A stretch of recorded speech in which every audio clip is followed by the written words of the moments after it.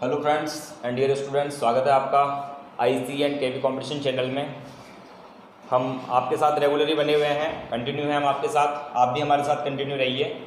इससे पहले आपको मेरे 2 वीडियोस अवेलेबल हो चुके हैं। हम बात कर रहे हैं कॉमर्स क्लासेस की और सब्जेक्ट है अपना इकोनॉमिक्स।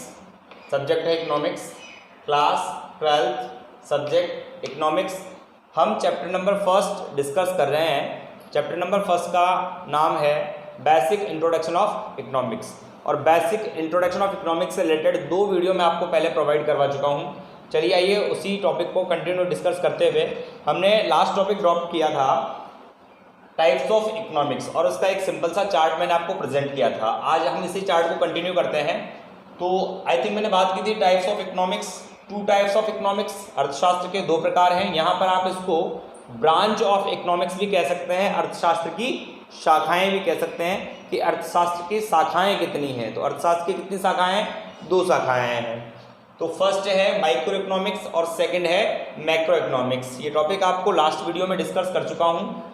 माइक्रो इकोनॉमिक्स को हम व्यष्टि या सूक्ष्म अर्थशास्त्र कहते हैं, जबकि मैक्रो इकोनॉमिक्स को हम समष्टि या व्यापक अर्थशास्त्र कहते हैं।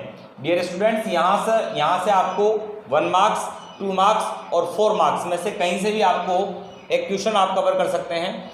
ये जो टॉपिक है 4 मार्क्स में भी आता है। यदि 4 मार्क्स में नहीं आता है तो 2 मार्क्स में आता है, नहीं तो 1 मार्क्स में आता है। मैं आपको उनके सबके आंसर इन्हीं पैराग्राफ में बताने वाला हूँ, तो आप ध्यान से देखिएगा। हम बात कर रहे हैं व्यष्टि या सूक्ष्म अर्थशास्त्र की। तो व्यष्टि या सूक्ष्म अर्थशास्त्र हम पढ़ें। व्यष्टि अर्थशास्त्र को वर्ष 1933 में 1933 में, और इसके टॉपिक के बारे में अपने लास्ट वीडियो में बात हुई थी कि 1933 में ऐसा क्या हुआ था। 1933 में 1933 में नॉर्वे के जो प्रसिद्ध अर्थशास्त्री हैं रैग्नर फ्रिश, उन्होंने माइक्रो और मैक्रो शब्दों का प्रयोग किया था। चलिए बात करते हैं। व्यष्टि अर्थशास्त्र को वर्ष 1933 में प्रोफेसर रैग्नर फ्रिश द्वारा माइक्रो शब्द से, किस शब्द से? माइक्रो शब्द से परिभाषित किया गया। और माइक्रो शब्द कौन सी भाषा का शब्द है?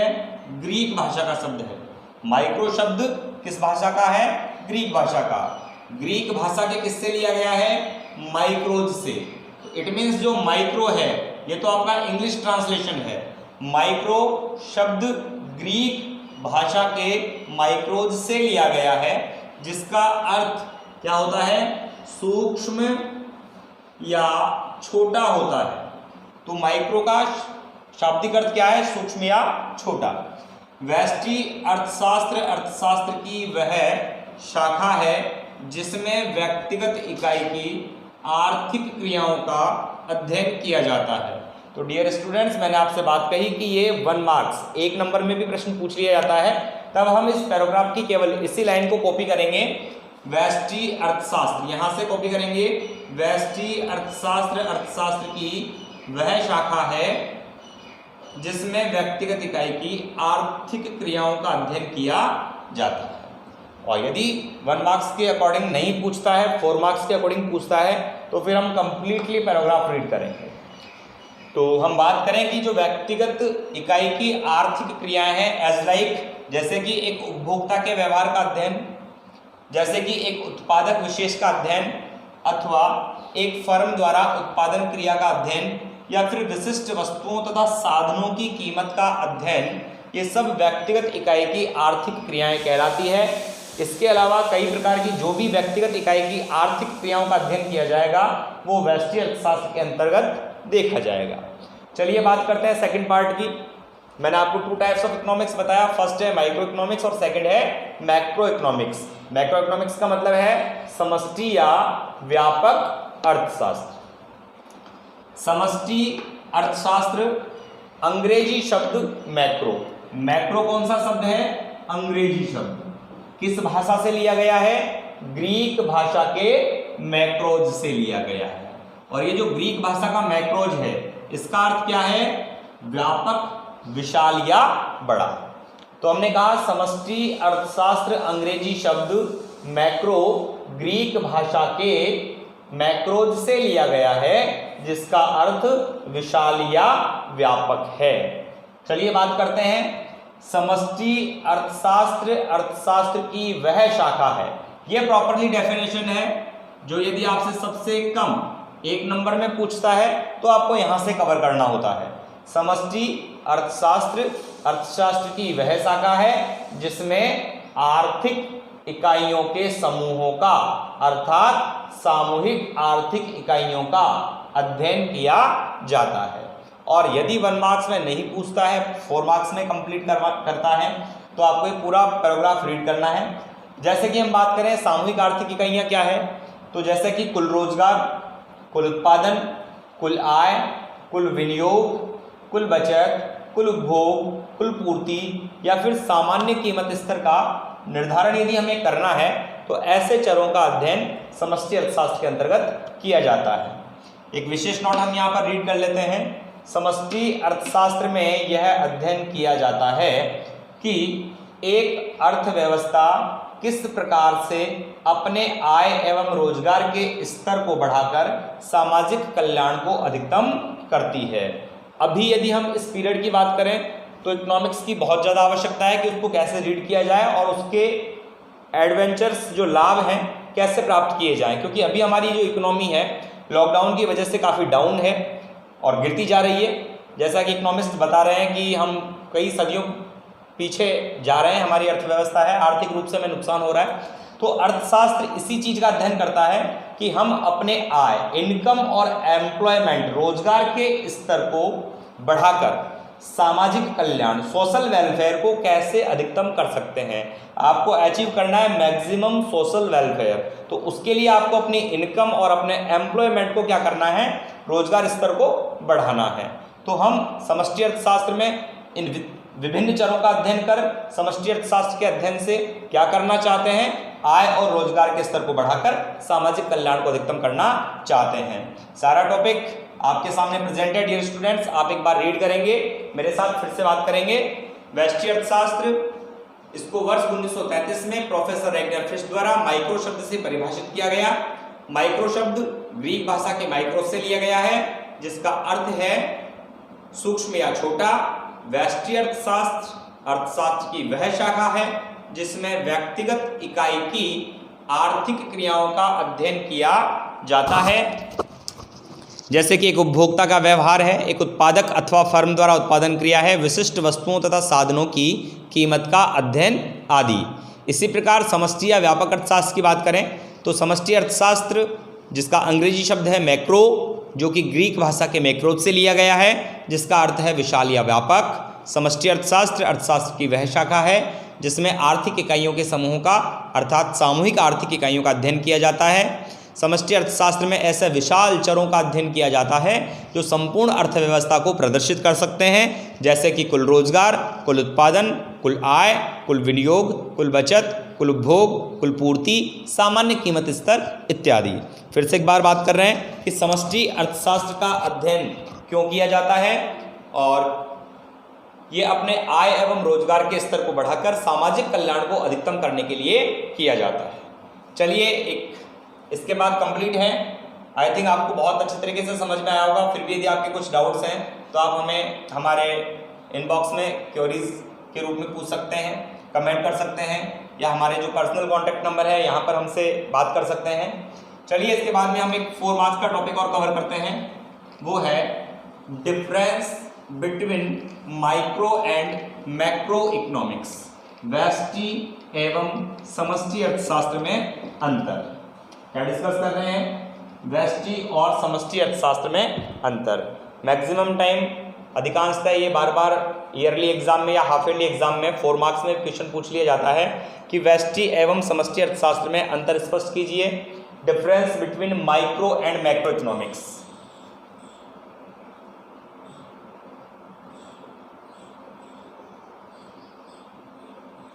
डिफरेंस बिटवीन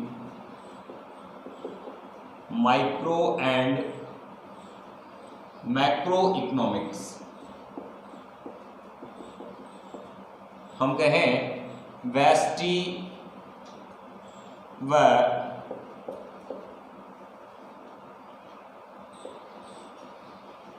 समष्टि अर्थशास्त्र में अंतर। व्यष्टि एवं समष्टि अर्थशास्त्र में अंतर। चलिए डियर स्टूडेंट्स, बात करते हैं। हम 2 कॉलम क्रिएट कर लेंगे। हमारी जो कॉपी है इसको 2 पार्ट्स में डिवाइड कर लेंगे। फर्स्ट साइड होगा हमारा व्यष्टि अर्थशास्त्र। क्या होगा? व्यष्टि अर्थशास्त्र, इट मीन्स माइक्रो इकोनॉमिक्स। इधर होगा हमारे समष्टि अर्थशास्त्र, इट मीन्स मैक्रो इकोनॉमिक्स। चलिए पॉइंट टू पॉइंट हम बात करेंगे। ये हमारा फर्स्ट पॉइंट होगा, ये हमारा सेकंड पॉइंट होगा, फिर हमारा थर्ड पॉइंट होगा, फिर हमारा फोर्थ पॉइंट होगा। वैसे तो 4 मार्क्स में मैक्सिमम डिफरेंस हम 4 ही कवर करते हैं, लेकिन फिर भी हम मैक्सिमम 7 या 8 डिफरेंस कवर करेंगे। तो व्यष्टि अर्थशास्त्र में फर्स्ट पॉइंट है अपना, व्यष्टि अर्थशास्त्र में व्यक्तिगत इकाइयों का अध्ययन किया जाता है। आप देख पा रहे हैं, व्यष्टि अर्थशास्त्र में व्यक्तिगत आर्थिक इकाइयों का अध्ययन किया जाता है, जबकि हम समष्टि अर्थशास्त्र में देखते हैं संपूर्ण अर्थव्यवस्था या आर्थिक इकाइयों के समूहों का अध्ययन किया जाता है। और ये हमने जो पैराग्राफ था माइक्रो और मैक्रो इकोनॉमिक्स का, उसमें भी पढ़ा कि व्यष्टि अर्थशास्त्र अर्थशास्त्र की वह शाखा है जिसमें व्यक्तिगत आर्थिक इकाइयों का अध्ययन किया जाता है, जबकि समष्टि अर्थशास्त्र में सामूहिक आर्थिक इकाइयों का अध्ययन किया जाता है। चलिए सेकंड टॉपिक की बात करते हैं, सेकंड डिफरेंस। तो आइए देखते हैं इसके। सबसे पहले हम बात करते हैं व्यष्टि अर्थशास्त्र में सीमांत विश्लेषण से संबंधित नियमों का समावेश होता है। कौन से नियमों का समावेश होता है? सीमांत विश्लेषण से संबंधित नियमों का। अब डियर स्टूडेंट्स, बात करते हैं कि ये सीमांत विश्लेषण के नियम क्या हैं। तो सीमांत विश्लेषण के नियम का मतलब है जहां व्यक्तिगत इकाई की बात की जाए, पर्टिकुलर सिंगल यूनिट की बात की जाए, तो वो सीमांत विश्लेषण के नियमों के अंतर्गत आती है। व्यष्टि अर्थशास्त्र में सीमांत विश्लेषण से संबंधित नियमों का समावेश होता है। एज लाइक एक उपभोक्ता के व्यवहार का अध्ययन, एक उत्पादक का अध्ययन या एक फर्म का अध्ययन, ये व्यष्टि अर्थशास्त्र में अध्ययन किया जाता है। इसी प्रकार बात करते हैं समष्टि अर्थशास्त्र की। इसके संपूर्ण क्षेत्र में संपूर्ण अर्थव्यवस्था से संबंधित समस्याओं जैसे रोजगार, राजस्व, राष्ट्रीय आय आदि को परिभाषित किया जाता है। तो व्यष्टि अर्थशास्त्र में व्यक्तिगत इकाइयों का अध्ययन किया जाता है, इसी प्रकार समष्टि अर्थशास्त्र में सामूहिक इकाइयों का अध्ययन किया जाता है। ऐसी समस्याएं जो संपूर्ण अर्थव्यवस्था से जुड़ी होती है, उन समस्याओं का यहाँ पर अध्ययन किया जाता है। थर्ड पॉइंट की ओर चलते हैं कि थर्ड डिफरेंस क्या है। तो सबसे पहले बात करेंगे व्यष्टि अर्थशास्त्र में। व्यष्टि अर्थशास्त्र का क्षेत्र सूक्ष्म होने से आर्थिक विश्लेषण सरल होता है। आर्थिक विश्लेषण सरल इसलिए होता है क्योंकि यहाँ व्यक्तिगत, इट मीन्स एक इकाई का अध्ययन किया जाता है। यदि आज हम आपसे बात करें कि आपको किसी व्यक्ति की इनकम का अध्ययन करना है, तो एक व्यक्ति की आय का अध्ययन करना हमारे लिए सरल होगा। लेकिन हम बात करें कि हमें किसी परिवार की आय का अध्ययन करना है, और यदि परिवार में 5 मेंबर हैं जो इनकम होल्डर हैं, आय अर्जित करने वाले 5 लोग हैं, तो उन 5 लोगों का एक समूह होगा और उस समूह का अध्ययन करना हमारे लिए जटिल होगा। तो इसलिए व्यष्टि अर्थशास्त्र का अध्ययन करना सरल होता है। और बात करते हैं समष्टि अर्थशास्त्र की। तो समष्टि अर्थशास्त्र का क्षेत्र व्यापक होने के कारण अध्ययन अधिक जटिल होता है। फोर्थ पॉइंट की बात करते हैं। व्यष्टि अर्थशास्त्र में व्यक्ति और व्यक्ति के व्यवहार का अध्ययन करते हैं, जबकि समष्टि अर्थशास्त्र में समाज और समाज के व्यवहार का अध्ययन किया जाता है। मैं एक बार फिर से आपको रीड कर रहा हूँ, आपके सामने प्रेजेंट है। फोर्थ पॉइंट देखेंगे, व्यष्टि अर्थशास्त्र में व्यक्ति और व्यक्ति के व्यवहार का अध्ययन किया जाता है। सारे टॉपिक एक ही बात से जुड़े हुए हैं कि यहाँ पर इकाई व्यक्तिगत है, जबकि समष्टि अर्थशास्त्र में समाज और समाज के व्यवहार का अध्ययन किया जाता है। तो डियर स्टूडेंट्स, आप समझते हैं कि जो समाज है, समाज का निर्माण व्यक्तिगत इकाइयों के समूह से होता है। किसी सिंगल व्यक्ति को आप समाज नहीं कह सकते, लेकिन आप यदि 5, 10, 15, 20 लोगों की बात करेंगे, एक समूह की बात करेंगे, तो आप उसे समाज के रूप में संज्ञा दे सकते हैं। चलिए फिफ्थ पॉइंट की बात करते हैं। आप वापस ऊपर देख सकते हैं, 5वां पॉइंट आपके सामने है। व्यष्टि अर्थशास्त्र में एक वस्तु की कीमत के निर्धारण का अध्ययन किया जाता है। व्यष्टि अर्थशास्त्र में एक वस्तु की कीमत के निर्धारण का अध्ययन किया जाता है। तो यही बात हमने पहले पैराग्राफ के नोट में भी पढ़ी है कि व्यष्टि अर्थशास्त्र में साधनों की कीमत के निर्धारण का अध्ययन किया जाता है या बाजार में उत्पादित एवं निर्मित वस्तु की कीमत के निर्धारण की चर्चा यहाँ पर की जाती है। जबकि समष्टि अर्थशास्त्र की बात करें तो समष्टि अर्थशास्त्र में सामान्य कीमत स्तर का अध्ययन किया जाता है। अब विषय यह है कि सामान्य कीमत स्तर क्या है, तो बेटा जो इंडेक्स काउंट किया जाता है, सूचकांक निर्धारित किया जाता है, महंगाई सूचकांक निर्धारित किए जाते हैं, जीवन निर्वाह सूचकांक निर्धारित किए जाते हैं, मजदूरी निर्वाह सूचकांक निर्धारित किए जाते हैं, ये सामान्य कीमत स्तर को व्यक्त करने वाले घटक हैं।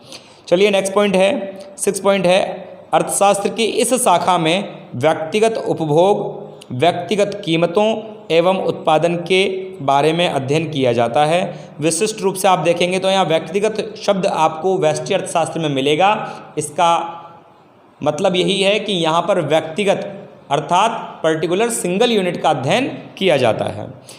इसी टॉपिक को हम सामाजिक अर्थशास्त्र में देखेंगे तो डिफरेंस होगा। अर्थशास्त्र की इस शाखा में संपूर्ण अर्थव्यवस्था के सामान्य मूल्य, कुल उपभोग, कुल उत्पादन और राष्ट्रीय बचत आदि का अध्ययन किया जाता है। तो हम कह सकते हैं यहाँ अध्ययन के चरों के आधार पर अंतर हमने किया है। अगला टॉपिक है, नेक्स्ट है आपका 7 point, difference between micro and macro economics. तो 7वां पॉइंट है, व्यष्टि अर्थशास्त्र का संबंध कीमत विश्लेषण से है। इसका मुख्य उपकरण कीमत प्रणाली है। जबकि हम समष्टि अर्थशास्त्र की बात करें, समष्टि अर्थशास्त्र का संबंध आय विश्लेषण से है। इसका मुख्य उपकरण राष्ट्रीय आय विश्लेषण से है। व्यष्टि अर्थशास्त्र में कीमत प्रणाली या कीमत विश्लेषण का अर्थ है कि यहाँ पर आर्थिक समस्याओं के समाधान के लिए कीमत प्रणाली या कीमत विश्लेषण का उपयोग किया जाता है। जबकि समष्टि अर्थशास्त्र में समष्टि अर्थशास्त्र से जुड़ी समस्याओं के समाधान के लिए रोजगार सिद्धांत को अपनाया जाता है। चलिए लास्ट पॉइंट है अपना, उसकी बात करते हैं। यहीं पर अपना ये टॉपिक है जो कंप्लीट हो जाएगा और आप 4 नंबर इजी वे में आप अचीव करेंगे। लास्ट पॉइंट है, व्यष्टि अर्थशास्त्र के लिए बचत लाभकारी है लेकिन समष्टि अर्थशास्त्र के लिए बचत अलाभकारी है। यदि अर्थव्यवस्था में किसी व्यक्ति विशेष की बात करें, परिवार में किसी व्यक्ति विशेष की बात करें, तो एक व्यक्ति बचत करता है तो वो उसके भविष्य को सुरक्षित करता है। तो एक व्यक्ति विशेष के लिए बचत करना लाभकारी है। लेकिन अर्थव्यवस्था में जितने लोग हैं सभी यदि बचत करने लग जाएंगे तो अर्थव्यवस्था का जो पहिया है वो रुक सा जाएगा, क्योंकि जब हम बचतें अधिक कर लेंगे तो निवेश की मात्रा बाजार में कम हो जाएगी और आपका जो अर्थव्यवस्था का उपभोग, उत्पादन, विनिमय, वितरण और राजस्व का जो सर्कल है उसकी गति धीमी हो जाएगी, जो अर्थव्यवस्था के लिए अच्छा नहीं है। तो इसलिए कहा जाता है कि व्यष्टि अर्थशास्त्र के लिए बचत लाभकारी है लेकिन समष्टि अर्थशास्त्र के लिए बचत अलाभकारी है। तो ये सारे पॉइंट्स आपने डिफरेंस के हैं माइक्रो एंड मैक्रो इकोनॉमिक्स जो आपने कवर कर लिए हैं और इसी से आपने व्यष्टि और समष्टि अर्थशास्त्र का जो कंप्लीट टॉपिक है यहीं पर आज अपना कंप्लीट होता है। तो डियर स्टूडेंट्स, आगे के वीडियो आपको इसी तरीके से मिलते रहेंगे। आप हमारे चैनल को लाइक और सब्सक्राइब करते रहें, अपने दोस्तों को शेयर करें और आपकी जो भी प्रॉब्लम है कमेंट बॉक्स में क्वेरीज के रूप में हमें डालें। सजेशन है जो भी है आपका, वो आप हमारे पर्सनल कॉन्टैक्ट जो नंबर है यहाँ पर आप हमसे एडवाइजरी ले सकते हैं और इसी तरीके से आगे की वीडियोज़ आपको मिलते रहेंगे। So thank you.